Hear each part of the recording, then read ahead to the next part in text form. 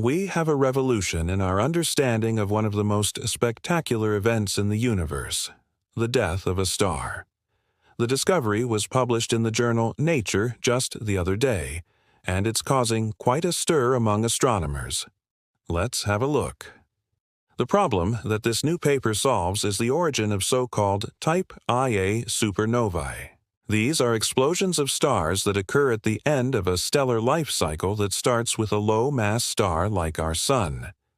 In the course of their life, these stars will generate a companion, a white dwarf, which is basically the size of a planet, but with a mass similar to the Sun. And they do this by steadily stealing matter from their companion star until they reach a critical mass. At that point, they become so dense that nuclear fusion takes over and the white dwarf explodes with the brightness of a supernova. This is the traditional model, but it has several problems. For one, computer simulations of this process don't fit with observations. They can't reproduce what astronomers call the Phillips relation, which relates the brightness of the supernova to the duration of its light emission. Enter the primordial black hole. Just a few months ago, I talked about a different study that used gravitational wave data to put limits on the mass of black holes that could be in the range of a few times the mass of Jupiter. Such black holes would have formed in the moments after the Big Bang when the universe was extremely hot and dense. They're called primordial black holes. And, according to the new paper, these tiny black holes, which are only a nanometer wide and have the mass of an asteroid, could be flying through the white dwarf and heat up its core to such a degree that it ignites nuclear fusion and causes the star to explode.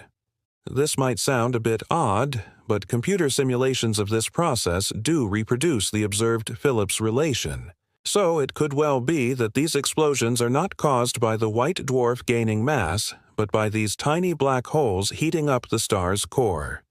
If this is correct, then not only does it solve the mystery of the Type Ia supernovae, it also provides strong evidence for primordial black holes.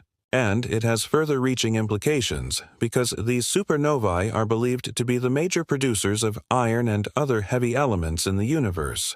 So, the explosion of one tiny black hole could be the origin of the brightest beacons in the cosmos. It'll now be important to study how supernovae contribute to the formation of galaxies, and why they produce so much iron, as well as how this distribution of iron changed over cosmic time.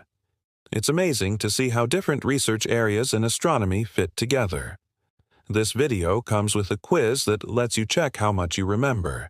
Gravitational physics is a research area that's closely linked to cosmology. If you want to know more about the theoretical foundations of this new amazing discovery, I recommend you check out our courses on Brilliant.org. All courses on Brilliant come with interactive visualizations and follow-up questions. It really gives you a feeling for what's going on, and if you use the link provided, you'll get a free trial.